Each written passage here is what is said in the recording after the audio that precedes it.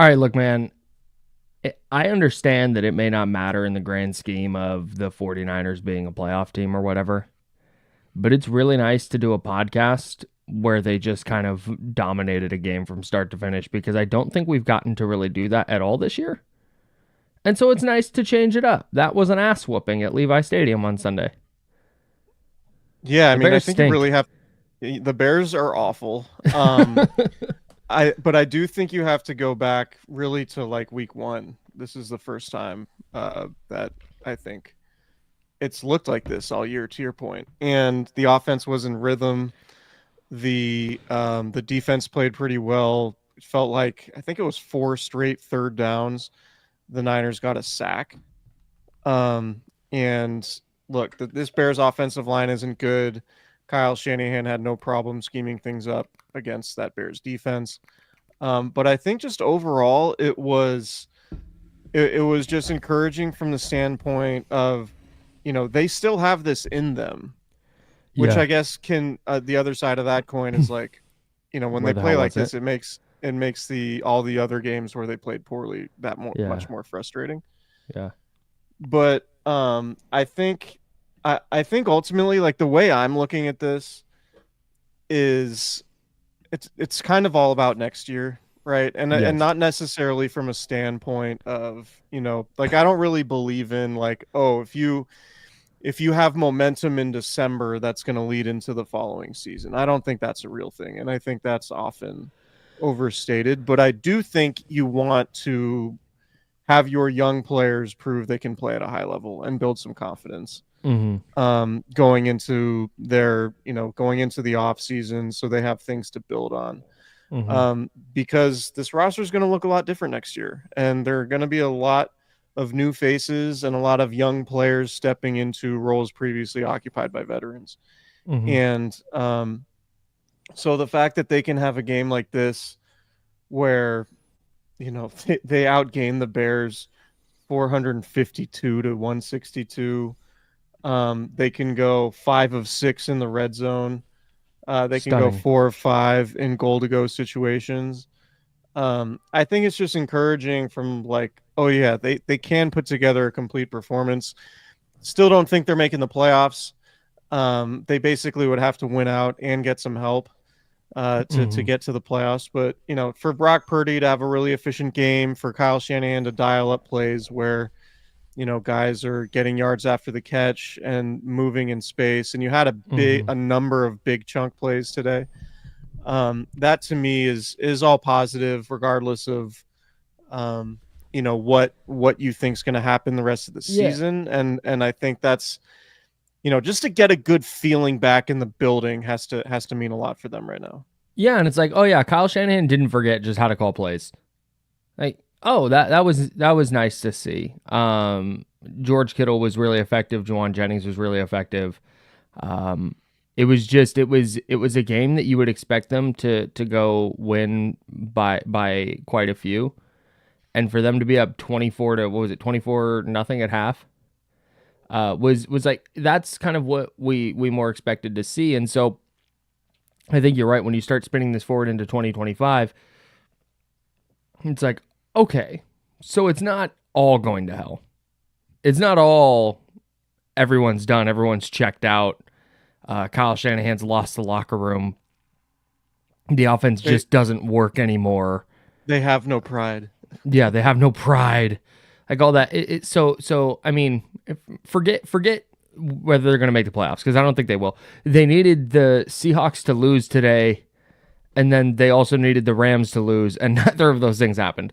So the like, but in the context of hey, they played with the necessary urgency. That was, I think, a positive sign if you're looking toward, uh, or if you're looking for reasons to have optimism going into next year. That they attacked this game with that level of urgency and beat the hell out of a team that's worse than them. And that's not like I like Caleb Williams a lot. I thought Caleb Williams was really good today, but the Bears are just in a different space than the 49ers are, and they're a team the 49ers should be by a lot, like on paper. Yeah. And so the Yeah. fact that they did it was like, oh, Okay, well there is still somebody home. That was nice. Yeah, I agree with you 100%. Just watching the game and watching the offense not start and stop with like pre-snap penalties and holdings Mm-hmm.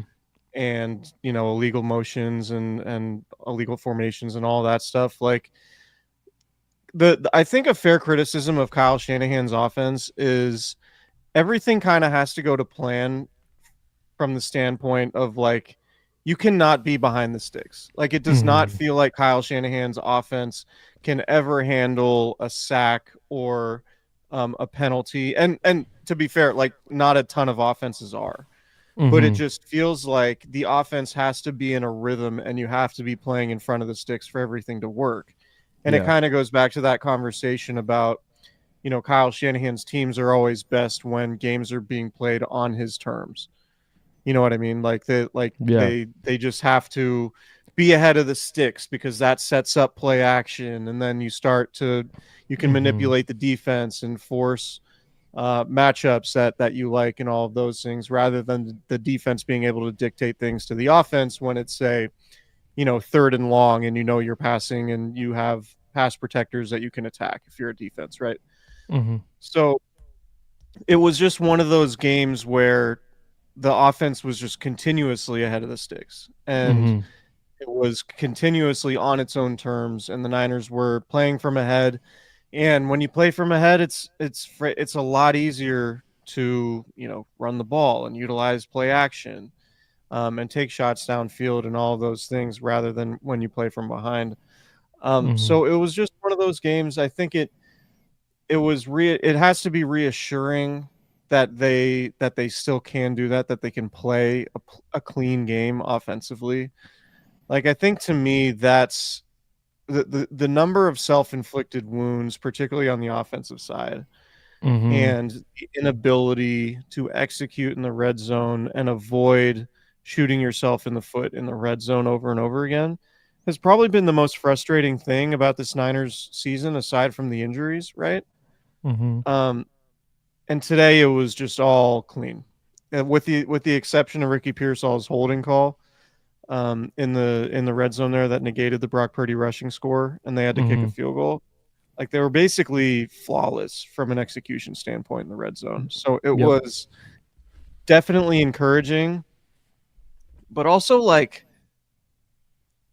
I'll never say the Niners are better off without Christian McCaffrey or Trent Williams and stuff, and even some of their other guys like Aaron Banks Mm-hmm. and but like you have like third and fourth and fifth stringers out there, and they're playing better, at least cleaner, and not making Mm-hmm. those mistakes Yeah. that some of your Pro Bowl type players were making, Sure. which Yeah. is interesting. Yeah, I don't think you're right. They're not better off necessarily, but maybe that helped with the urgency. It's guys that are like, "Hey, I'm playing for a job," instead of guys that are just playing out the string knowing that they've got a job next year. Right. Maybe that has something to do with it. But yeah, man, they weren't well, real quick. On the Pearsall holding call, it was so funny. So I went to the game with my mom today and sat in the stands and took in a game from the stands for the first time since 2016. Week 1 2016 was the last time I went to a game with my mom. And big win over the Rams. Shout out, shout out to Chip Kelly. The Chip Kelly era it peaked in that moment. That was the one where Aaron Donald got ejected and slammed his helmet. Yep. Um, and the Pearsall call, it happens and everyone's like booing. And as soon as they show the replay, everyone's like, yeah, well, all right, he got him. Yeah, he held him. It was super funny. But yeah, man, it didn't ever feel like they were in second or third and long, like you were Yeah. saying. And it's every offense is going to be better when you're in second and third and manageable. But it feels like the 49ers offense, when they're in second and third and manageable, you start getting those chunk plays where George Kittle's running wide open and Isaac Rendo's running wide open and Juwan Jennings and whoever else. Basically everything worked except the Debo handoffs today, which continue to not go great. I mean, even Debo in the passing game, 2 catches for 22 yards today. Yeah, it's tough. I mean, if we want to go positive, like George Kittle was awesome. That He's was incredible. That was one of the best George Kittle games of the season for sure. Yep. Jawan Jennings was awesome. I thought Isaac Renda was awesome. Like he Yeah, as a pass was, catcher, yeah. I mean, even he was decisive, right? Like Mm-hmm. when he first started getting carries in the beginning of the season and even going back to the preseason, kind of tiptoe a little bit, wouldn't be super decisive, wouldn't be a very aggressive runner. Mm-hmm. Today it was like dude was hitting the hole hard and he would pause and he was like, I mean, just very very decisive and had opportunities to show off his speed because of how decisive he was. And like it was pretty impressive to see him kick it into gear turning the corner on some Bears defenders. Mm-hmm. So I was really encouraged with Garendo. I thought he Mm-hmm. looked like he's taken a lot of positive steps in terms of his development since the start of the season. Yeah. We'll see about the foot injury. That That's the so Niners, brutal, dude. the Niners running backs are The hell dropping are you like gonna do? flies, and with the game, a pretty important game Thursday against the Rams. It's brutal. With not having Garendo in that game potentially could be big. But I think overall, what you saw from him could be really positive going forward because, look, like I don't know what Christian McCaffrey is going to look like next year, but I think it would behoove the 49ers to have some alternative options, whether you're spelling him or, I'm not saying the No. 49ers need to go like running back by committee with Christian McCaffrey back, but like to They have have to somebody find like ways to take some Garendo. of the workload off of him. Absolutely. Yeah. Yeah. Um, the Bears' offensive line is so bad. Like I've known it was bad, but bro, the Niners' pass rush today was like, oh, they've never been more back. Yetur Gross-Matos has 3 sacks. Leonard Floyd had 2. I think they had 7 sacks as a team. Like, my God, man, it's a Leonard bad Floyd's up offensive to eight and front. a half, 8.5 on the season. He's gonna get to his 9.5. It's gonna be insane. Gonna be the least impactful 9.5 sack season of all time. Yeah. Yeah, like I mean, this is kind of what they were hoping for. I mean, they're not going to go against terrible offensive lines this like this very often, but No. I mean, it is encouraging the fact that they can get production from their defensive line that's been pretty non-existent in these last few games, Yeah. particularly without Nick Bosa. As positive. We'll see. I mean, it's positive from the standpoint of they did what they should against that defensive line. Yeah. But I'm Offensive line. still not the offensive line, but I'm still not convinced that, they're gonna that defensive line with that personnel and 97 on the sideline is going to like win them a big game or play really No. well in a big game at this point. Like it's No. pretty clear to me, regardless of how today went, they need 97. Yeah. Nothing that happened today changed my mind for this year. But it did make me more optimistic about what this team looks like moving forward. Because there was a real chance, and maybe they still get there. Maybe they play like shit in their next 4, and we leave the season going like, oh boy. But for right now, the fact that they were in a 3-game tailspin, got beat 73-20 in their previous 2 games, and came out in this one and played well. That makes some of the doom and gloom going into next year. It eases some of that for me, I think. Maybe I'm overthinking it, but Yeah, I mean, it's so easy to react to what you see in the moment, right? Particularly when it's like at an extreme level, which is what it's been the last 2 weeks in Buffalo and Green Bay. But I mean, Brock Purdy looked healthy for the first time in a month. And the way he was moving in the pocket and stepping up in the pocket, and finding the right guys and being accurate and putting the ball in places where guys can get yards after the catch. I thought that was really impressive. 20 of 25 for 325 man, yards. 13 yards an attempt is like a completely insane number. yeah. was a little bit scary when he was down after that roughing the passer call, but it seemed like that wasn't a big deal. But honestly, like the only negative I could really think about today, I mean, if you want to have the Pearsall conversation and ask like when is this guy going to start to contribute, I would hear it. But when you get that type of production from Kittle and Jennings, and Purdy's completing 80% of his passes for over 300 yards, like it's going to be Yeah. hard for me to find much fault in Pearsall. But I do think this Debo thing, I mean, it's been every week now since the Chiefs game. Since Mm-hmm. since he had pneumonia, I mean, Debo's been kind of a non-factor offensively. He's had some nice kickoff returns. Mm-hmm. Uh, but offensively, I mean, for whatever reason, he was given 5 carries today, 13 yards, 2.6 yards per carry, 2 catches for 22 yards. Like he's just really kind of a non-factor right now.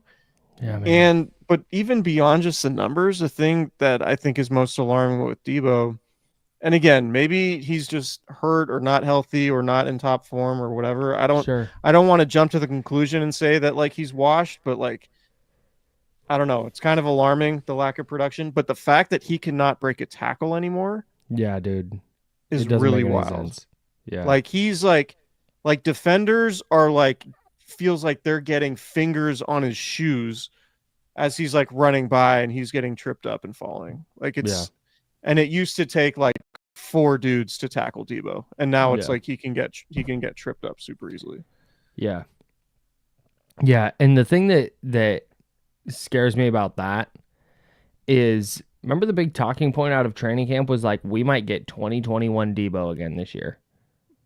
That might be what we're talking about this season is wow, Debo got that and maybe the Niners have to extend him now and oh my goodness, he's in great shape. He's never been in better shape. Watch out everybody. And then we get whatever this is where he has 7 touches for 35 yards in a game where the 35 yards in a game where the 49ers scored 38 points. It just like you said, maybe he's hurt. Maybe the pneumonia is really getting to him. But the lack of broken tackles, the lack of yards after catch, it just doesn't bode well. Yeah, Don't love it for him. Yeah, I mean there are some things I think defensively you can look at some things like to spin into next year that you could say, all right, like I feel good about that. Like you feel good about Isaac Guerrero potentially. You feel good about Malik Mustafa potentially. Um, you feel good about Dominic Pooney, like some of the young guys we've been talking about all year. But like, man, this Debo thing is like, you would hope he would have a good season, and then if they really needed to move off of him, like say Debo had a Pro Bowl type season, like you might be able to get, I don't know, a day 2 pick.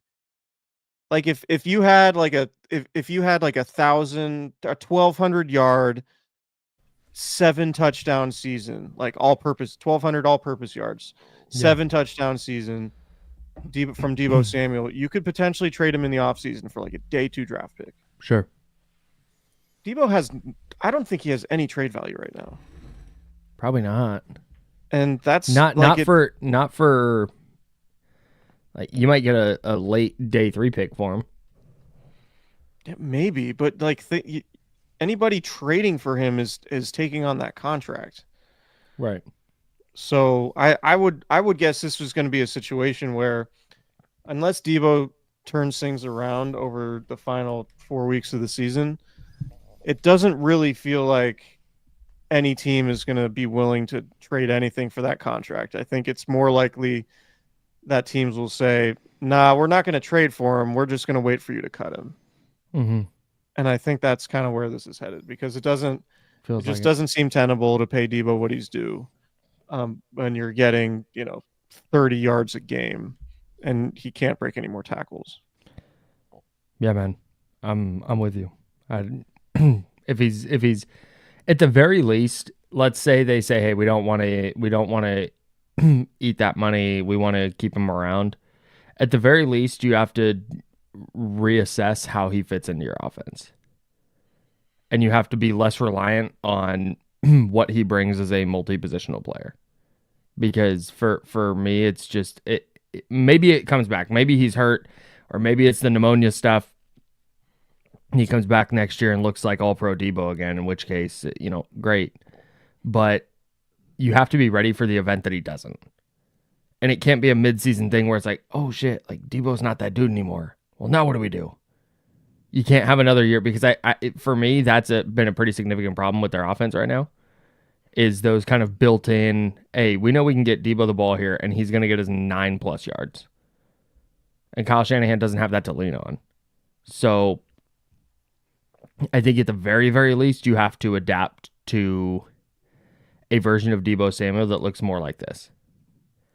And ensure that your offense isn't relying on him to be an all-pro, because I think the likelihood that he's that player again are way more slim than the likelihood that this is just what he is now. Yeah, and it feels like the Super Bowl last year against the Chiefs was kind of the referendum on Debo, because the Niners were trying to take downfield shots with him. You remember, like there was a handful of deep shots they took that they couldn't complete. One, because Kansas City's secondary was so good, but also because Debo's never really been a separator.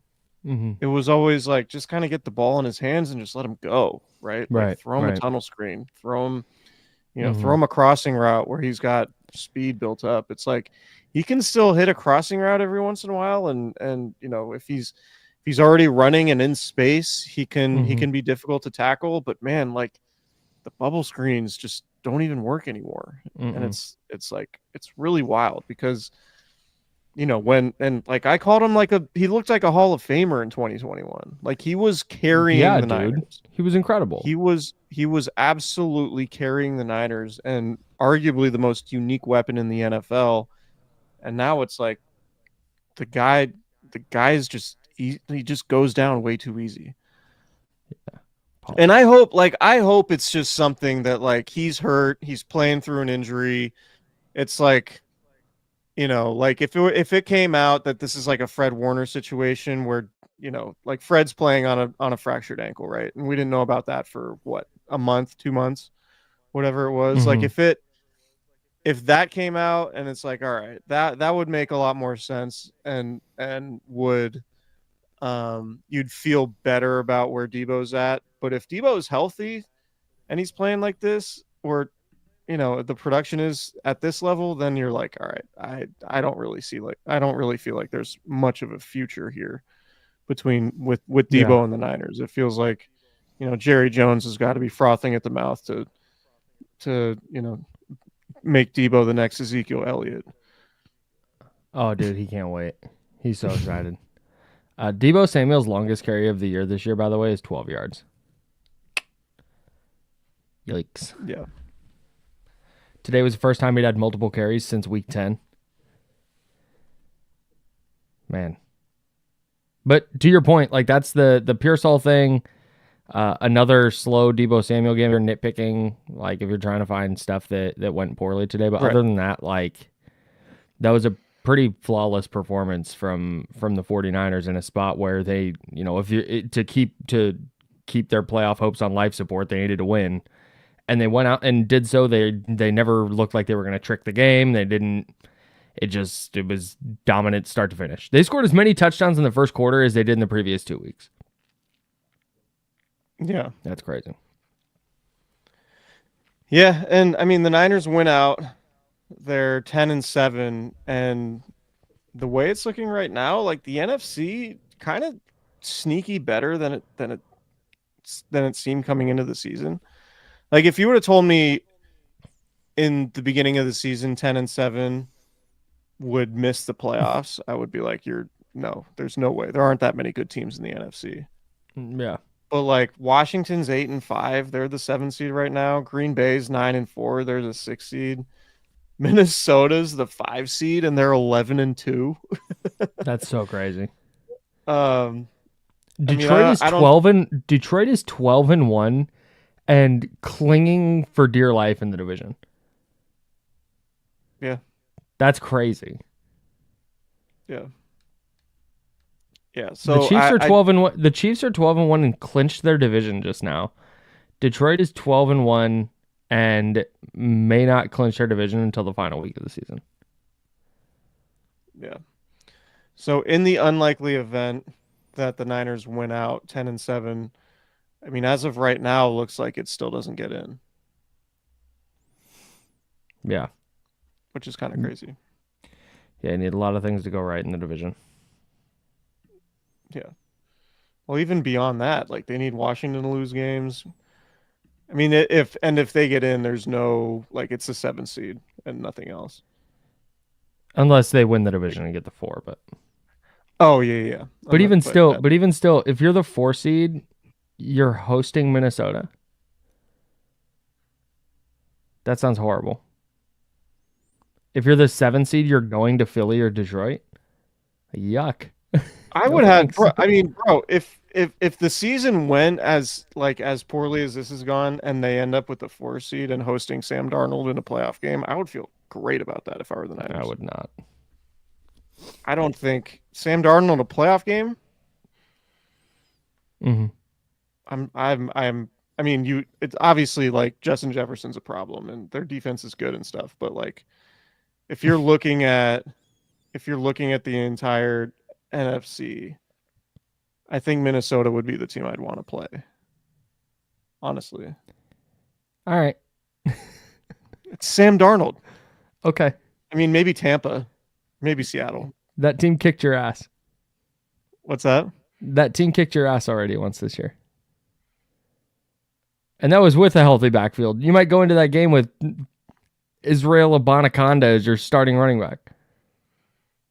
Or maybe Patrick Taylor if you're lucky. I don't want to get ahead of ourselves and talk about the playoffs. I just want to point out, or I just like my opinion is I know Minnesota's 11-2. I'm not worried about Sam Darnold in the playoffs. Okay. Just not. Okay. Sam Darnold makes it to the NFC. And to be clear, I'll leave my words. To be clear, we're talking very hypothetical here. I don't think either Chris nor I believe the 49ers are going to the playoffs. No, I don't think they're going to the playoffs. But I'm telling you, Minnesota's 1-done. You can take that to the bank. Right now, they'd go to Tampa Bay. I'd probably take Tampa Bay in that game. Anyways, I got nothing else. That was a fun game. I'm glad I got to go with my mom. Salute to my mom. Yeah, so wait.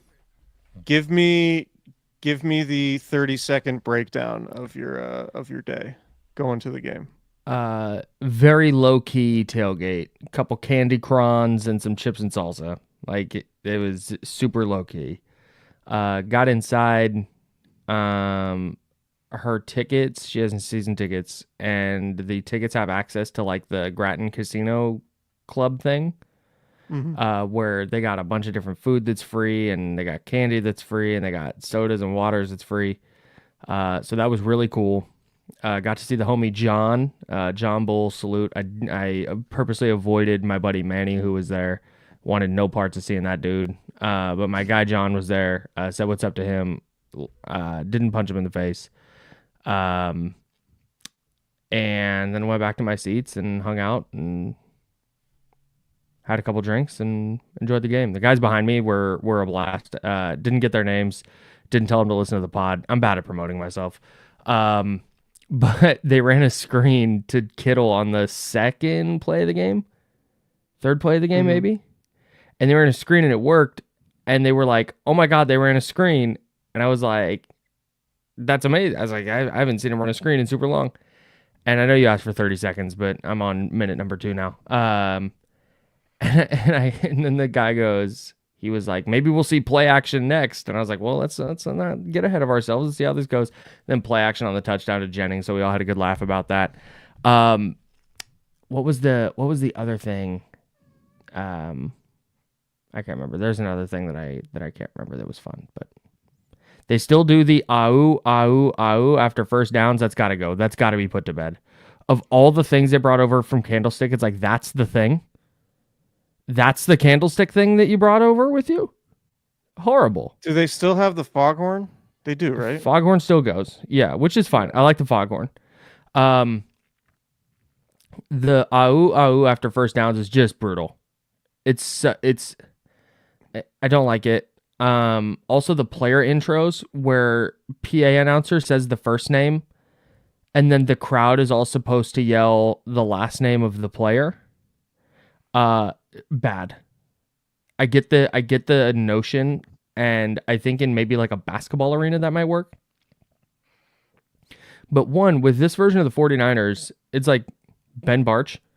90% of the people in there probably don't know who Ben Barch is. Like it just and people want to cheer for their favorite players. They don't want to have to yell the name as part of crowd participation.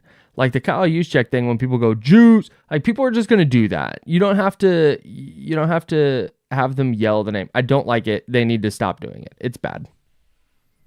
That's right. Yeah. I'm with you. They started doing that a couple years ago. I think it was a post-pandemic thing. And yeah, I'm just out.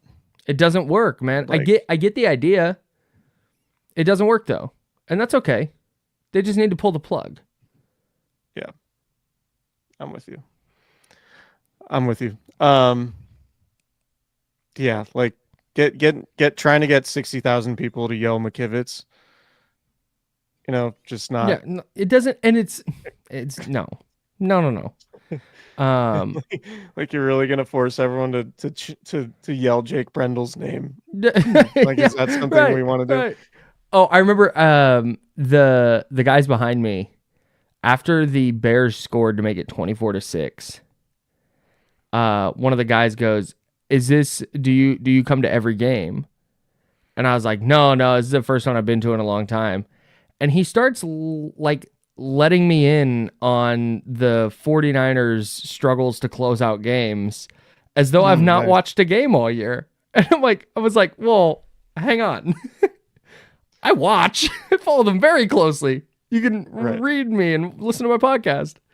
But yeah, no, I thought that was funny. He was like, oh, it's not. Oh, well, this has been going on all year. They can't close. No, I know, dog. I watch. Not new. Anyways. Yeah. I had a great time. That's always awkward. Like when I'm in public, and like people talk about, I very rarely want to like I'm with you. I'm like not a self promoter. Mm-hmm. Not like, oh yeah, I have a podcast. If you want my takes, like I'll just like let the person talk and just be like, yeah, no, you're right. That's cool. Yeah, no, totally agree. Like, yeah, I don't want like everybody has a podcast. So if I'm like, yeah, I have a podcast. Right. Which is like the right thing because they're not going to be like, oh, let me go listen. If I'm like, hey, yeah, you guys should listen. It's Candlestick Chronicles. Yeah. Walked around Green Lot 1 holding a Candlestick Chronicles beer, hoping someone would recognize me. All right. Well, we will pod again later in the week. Probably only one before the Thursday night game. Mm-hmm. Talk Niners Rams. Looks like the Rams had a pretty interesting game today against the Bills of Buffalo. Winning that game 44-42.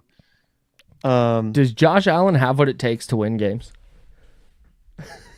Yeah, I mean, 6 touchdowns today. Does he have any pride? What does Josh Allen need to do? All right, we're gonna get out of here. We appreciate everyone hanging with us. Brock was good today. It doesn't change my mind. Sorry, Nate. Nate Thomas in the chat asked a question earlier. No, I'm still TBD on Brock.